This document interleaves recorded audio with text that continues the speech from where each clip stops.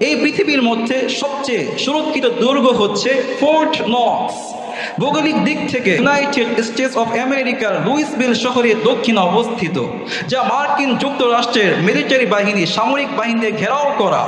Just imagine, আপনি মৃত্যু থেকে পালায়ন করে সেই দুর্গের মধ্যে আশ্রয় নিয়েছেন, সেই দুর্গের মধ্যে লুকিয়ে আছেন, কোনো কাজ হবে না। মৃত্যুর সময় হলে পৃথিবীর কোনো সামরিক বাহিনী, পৃথিবীর কোনো সার্জন আপনাকে বাঁচাতে পারবে না, বিকজ স্পট ডেথ। আপনি মৃত্যুর সময় হলে জায়গায় মারা যাবেন। চিল্লা বলেন ঠিক কিনা?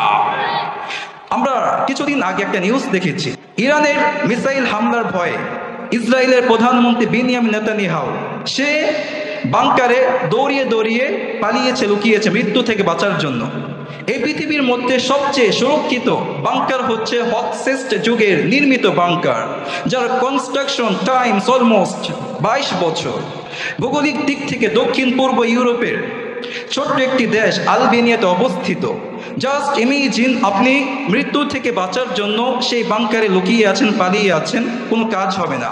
মৃত্যুর সময় হলে মৃত্যু আপনার গ্রাস করে নেবে। চিল্লা বলেন ঠিক কিনা? এজন্য আল্লাহ রাব্বুল আলামিন বলেছেন, কুল ইন্নাল মাউতাল্লাযী তাফিরুনা মিনহু ফাইন্নাহু মুলাকীকুম সুম্মা তুরাদ্দুনা ইলা আলিমিল গায়বি ওয়াশ শাহাদাতি ফায়ুনাব্বিউকুম বিমা কুনতুম তা'মালুন। সুবহানাল্লাহ বলেন, ও Muhammad, say the deaths from which you freely will overtake you. চিল্লা বলেন ঠিক কিনা?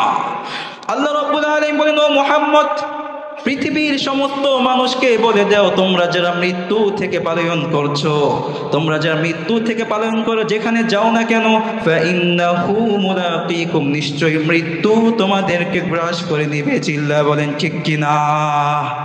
তাই আমরা মৃত্যু থেকে কেউ বাঁচতে পারবো না। পৃথিবীর মধ্যে বসবাস করে এই পৃথিবীকে নিয়ে রঙিন স্বপ্ন লালন করছি, রঙিন স্বপ্ন অন্তরে বেঁধেছি। এই পৃথিবী আমাদের শেষ ভরসা, আমরা এটা মনে করি।